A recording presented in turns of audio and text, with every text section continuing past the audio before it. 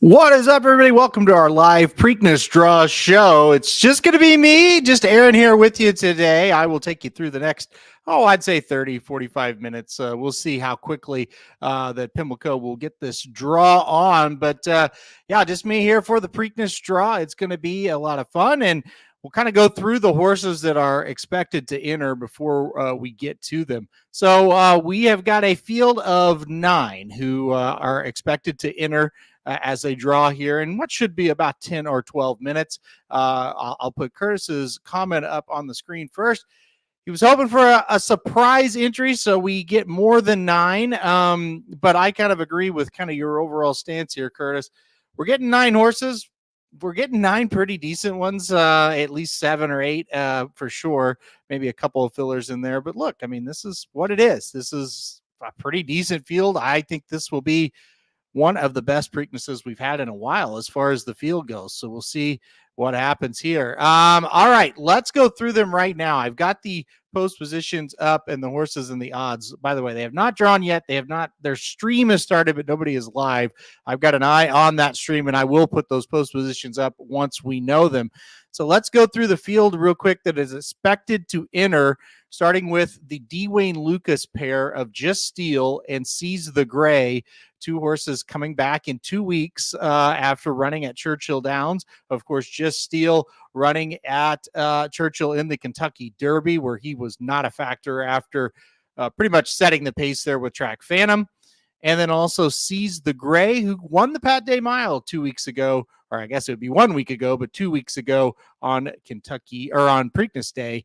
Seize the Gray after winning that Pat Day Mile right here to run in the Preakness. Also, of course, Kentucky Derby winner Mystic Dan coming back on 2 weeks rest on Saturday. Mystic Dan, it was kind of 50-50, but they quickly said, yep, he's going to run. So we're excited to have the Kentucky Derby winner here for the second year in a row. It's always nice when that happens. So other horses entered off of, or other horse, I should say, entered off just 2 weeks rest. That'll be Catching Freedom, horse that ran 4th in the Kentucky Derby. He basically followed Mystic Dan all the way around the track. He was all the way around just kind of following him. And, you know, at the end of the day, just wasn't quite fast enough to get up for first, second, or third, but had a great trip. You know, I think figures in pretty well here as well. Happy to see him come back on 2 weeks rest. So kind of also to Curtis's point that he's made on a couple of the other comments on shows that we've had, 4 out of the 9 runners expected to enter are coming back on 2 weeks rest. I think that is very good news. I think the Brad Cox entry of Catching Freedom was a very surprising one and kind of an encouraging one. Like, okay, maybe we are going to get a trainer or two want to run horses back in 2 weeks. Of course, Just Steel, Seize the Gray. I don't think anybody was surprised. That's kind of a Dwayne Lucas thing.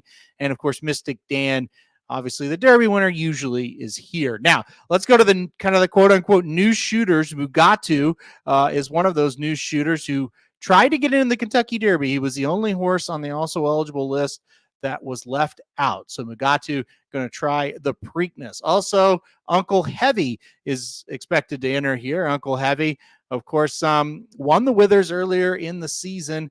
Nowhere to be found in the Wood Memorial, and we'll try now their shot at the Preakness. And then Tuscan Gold for Chad Brown. This was a horse that entered the Peter Pan last weekend and scratched out of that race in favor of this one. So you would think that's a pretty good sign for Tuscan Gold, that he's doing pretty well. So Tuscan Gold will also expected to enter here in about 8 minutes. Finally, the last two horses expected to enter coming from California and coming from the Bob Baffert barn.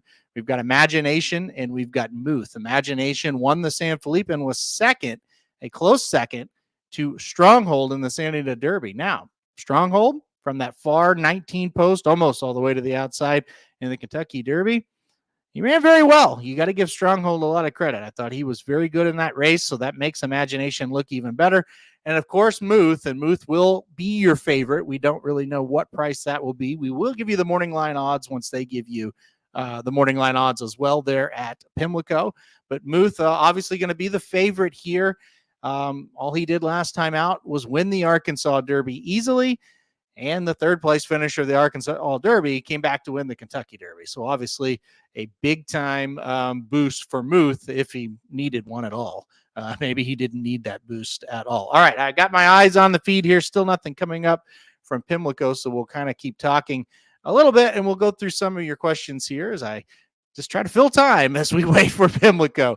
Davey Cleveland says, who finishes last in this race? I would think Uncle Heavy, maybe, or Mugatu. They're going to be the two that are the longest odds. I don't think there's any doubt about that. You know, how long, I'm not sure. I would think they're both going to be 20 or 30 to 1 in the spot. So that would be my guess. I'm going to go Uncle Heavy just to be different, because I think some people, or most people, would say Mugatu would be the morning line favorite to finish last. So I'll say Uncle Heavy. A question here. Other than Muth, who's the other speed of this race that could go with them in the early stages? And I think this is a really good question. Let's kind of just go down the list that I just kind of mentioned. I'll just go down the list and we'll maybe see if we get some other speed. I think the first horse I'm going to mention is Just Steel. So Just Steel did set the pace in the Kentucky Derby, but that was a little bit of a surprise, right? I know when we got up the backstretch and kind of through that first turn and all of it kind of got situated, you saw Track Phantom on the lead and you saw Just Steel right next to him. And I think a lot of people, including myself, we were pretty surprised. I don't see Just Steel setting the pace here. Seize the Gray, Lucas's other runner, I do not see him on the lead.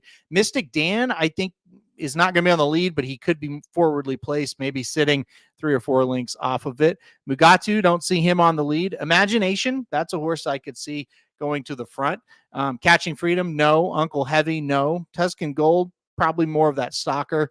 And then Muth. So when you look at like, okay, who's the horses that are going to be most comfortable out on the lead or close to the lead?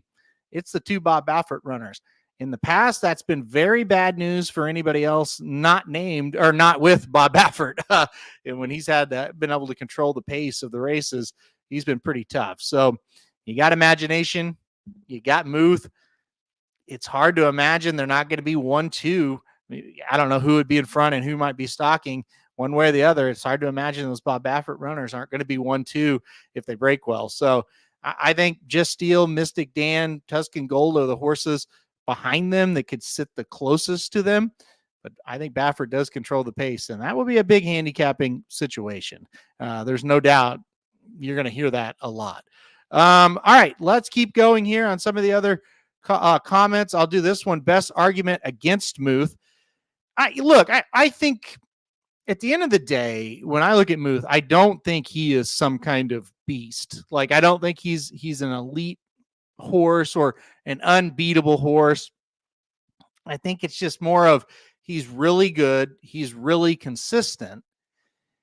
And it's going to take a big effort to beat him. Can he be beat? Yeah, I definitely think so. Is it going to take an effort kind of that we haven't really seen from some of these other horses, maybe other than Mystic Dan? Like if Mystic Dan runs back to that same race that he did in the Kentucky Derby, yeah, he could beat him. He could beat Muth, but it's going to take that kind of performance, right? So yeah, the argument against him is, look, he really has never done anything to make you go, wow, he's unbeatable. He's just super consistent. You know what you're going to get out of him.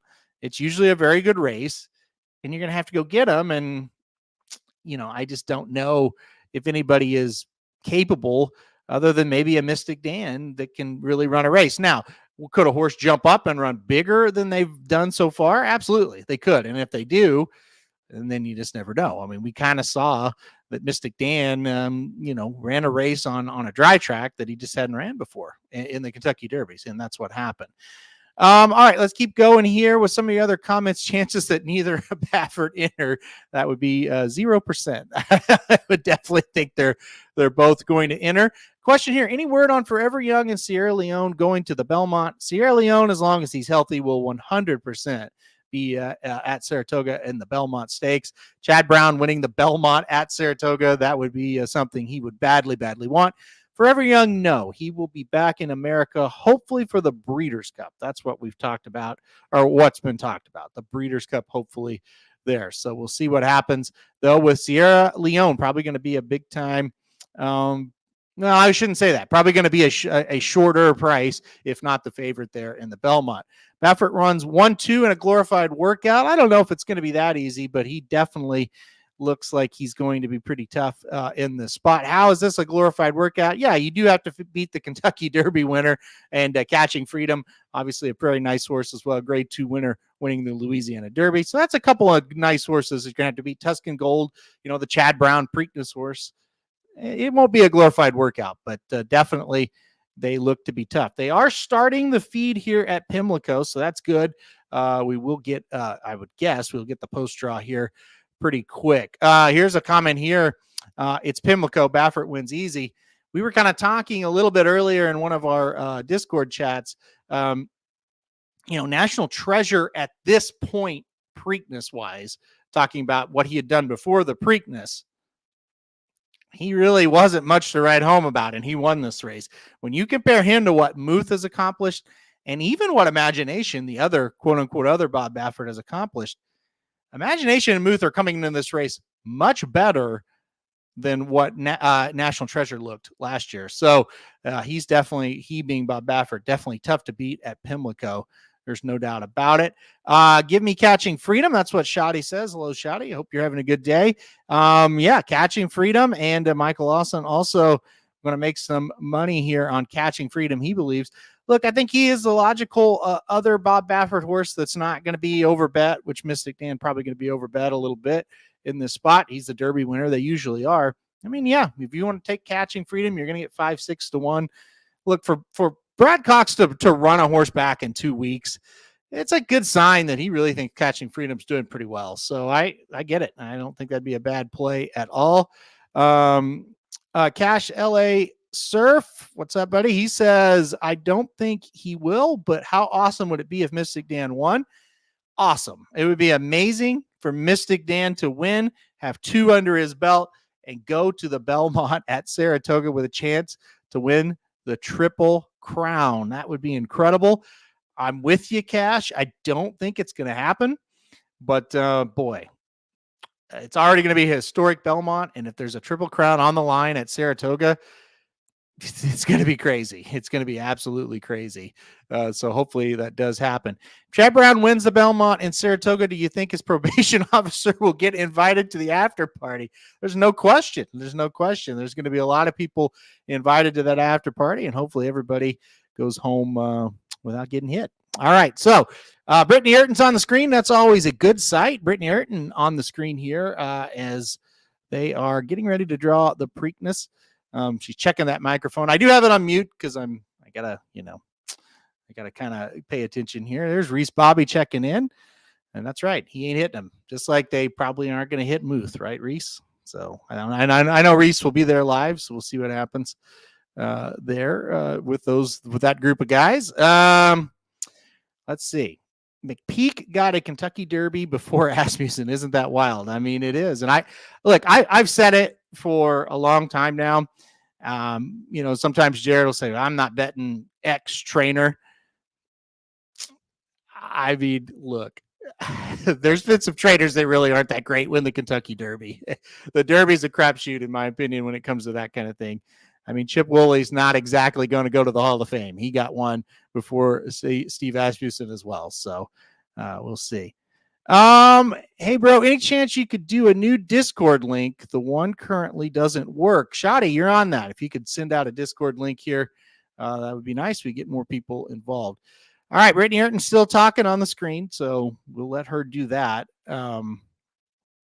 So there's no sound on their feed, really. Let me try to turn it up here. I'm watching on my phone. Okay, there is sound on the feed now. It looks like so.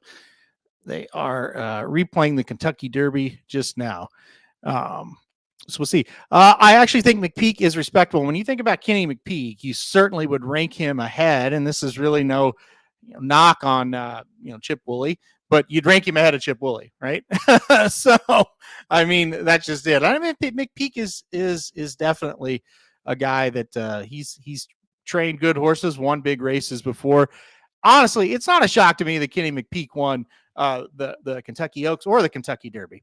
The fact that he did it on the same day is, or the same weekend, I should say, is pretty unbelievable. But yeah.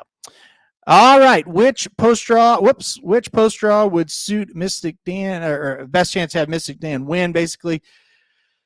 Look, why not just the rail, right? Just put him on the rail again. He was on the 3 when he broke, and he just ran up the rail. He ran up the rail again when he won the Arkansas Derby. Put him on the rail, right? I think that's probably where I would like to see him. Just keep him on the inside, shoot him up that rail when it turns for home, and hopefully he can kind of repeat and do the same thing again. All right, so they are showing the contenders now for the 149th Preakness Stakes. And like I said, field of 9 here, getting ready to get drawn at Pimlico. We'll see what happens. As far as the Kentucky Derby draw obviously is a very anxious situation. This is not. This is more just a talking point than anything else. Just try to have a little fun with you today. It's always fun when a big race is drawn, even races earlier like the Bluegrass, Arkansas Derby, stuff like that. A post draw is always fun. Does post position really mean a whole lot in this one? No, not really. Anytime you got 9, who knows? It's just one of those things. All right, looks like we're doing another promotional video here, so they're kind of getting all that out of the way before they draw. I do think what might be interesting here is the morning line, which they will give out right after the post position draw. I think everybody kind of expects Muth to be a pretty heavy favorite here, but what will his morning line be, especially Catching Freedom, in the race now? That'll help a little bit. Mystic Dan, obviously, the Kentucky Derby winner, going to take money. You got the Chad Brown situation with Tuscan Gold. You got the other Bob Baffert with Imagination. I know people have speculated how low will Muth be. I think he's going to be like 7 or 8 to 5. I really don't see him being sub even money here. Maybe that's wishful thinking, but there's enough other interests in here, including his own stablemate, that maybe we'll get a decent enough price. We will see. Ed Burke thinks Muth goes off. Muth 7 to 5 goes off at even. So 7 to 5 morning line off at even. That's very possible. I could be wishful thinking. I just remember, these Triple Crown odds have been a little bit interesting since the Rich Strike scenario. Horses that really shouldn't be bet have been taking money. So maybe that affects it a little bit. Here's a comment here. Minus 130 in Europe today.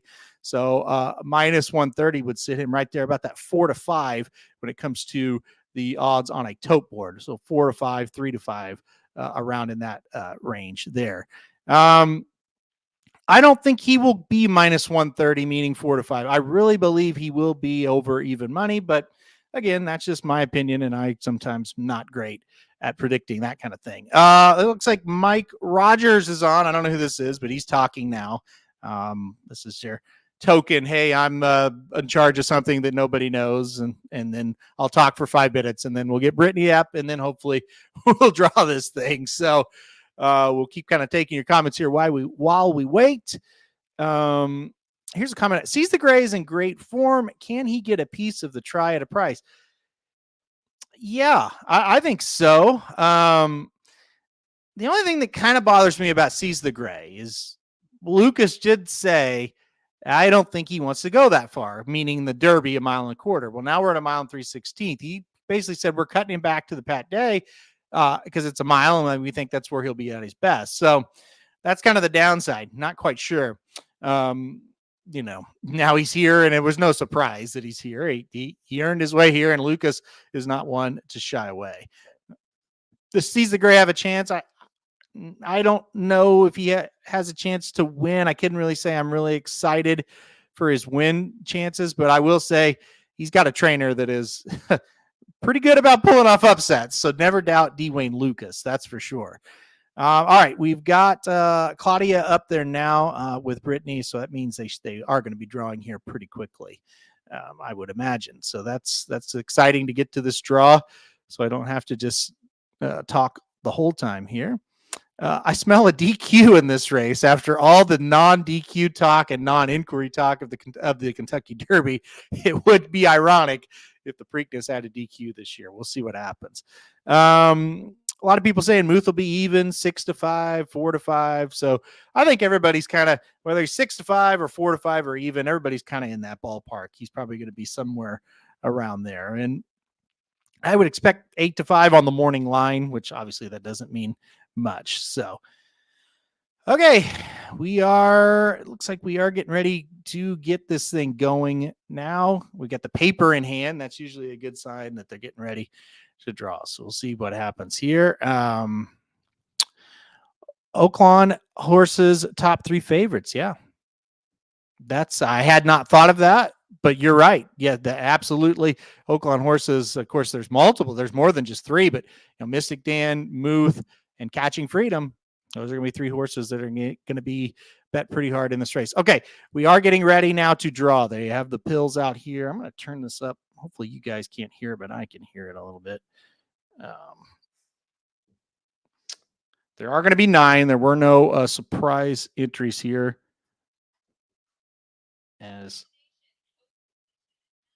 Okay, Imagination is the first one to draw, and he's going to be in post position 9. Imagination in number 9. I will put those up there now on the screen as they announce. So Imagination in post 9. Frankie Dettori will be the rider. Frankie Dettori to ride. Number 2 is going to be Uncle Heavy. Uncle Heavy has drawn number 2, and he will have Irad Ortiz Jr. aboard. So Irad on Uncle Heavy. Let's keep going here. So the far outside of Imagination. Number 6 will be Seize the Gray. So Seize the Gray, the My Racehorse horse, will be at number 6. Mystic Dan, the Kentucky Derby winner, has drawn post number 5. Mystic Dan at post number 5. So he will break from 5 as he tries to make it 2 for 2. Tuscan Goal has drawn the 8. So Tuscan Goal will break from post 8. And we keep going here. Quick draw. I like this. Mugatu will draw post number 1. So the rail goes to who will probably be the longest shot on the board. I don't know that for sure, but Catching Freedom gets post position 3. So he's got an inside draw. Again, this one not near as bad as the last one. That's for sure.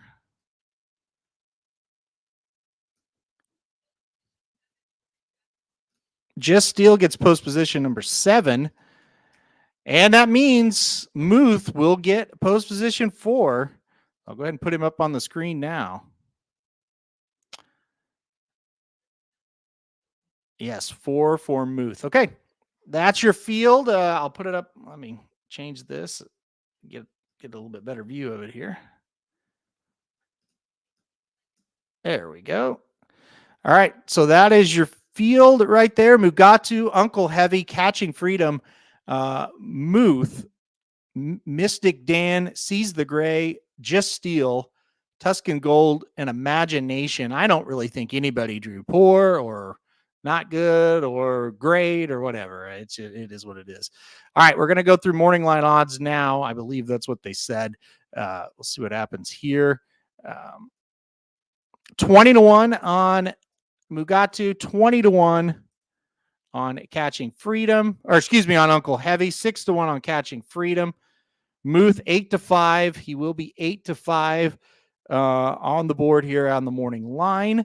We're going to go Mystic Dan now. He will be 5-2. Mystic Dan 5-2. Let's see what the rest of them are here. Seize the Gray next up. 8-5 and 5-2. That's pretty predictable, I think. 15-1 on Seize the Gray. The My Racehorse horse Seize the Gray, 15-1. Just Steal, the Dwayne Lucas pair, going to go be at 15-1. So they could not separate them on the morning line. 8-1 on Tuscan Gold. And then finally, Imagination will be 6-1. All right. Let me get it to where I can put it up on the board here. All right. I will shut off this feed and break it down for you. So we'll read it one more time. We've got to 20-1 on the morning line. Uncle Heavy, 20-1. Catching Freedom, 6-1. Muth, 8-5. Mystic Dan, 5-2. Seize the Gray, 15-1. Just Steal, 15-1. Tuscan Gold, 8-1. And Imagination rounds out the field. He is 6-1. So two heavy favorites here, Muth and Mystic Dan. And then a pair of third choices here with Catching Freedom, 6-1. Imagination, 6-1. All right, that's your field for the 149th Preakness Stakes. Yeah, there's not really much more to say. It's just a waiting game for us handicappers now.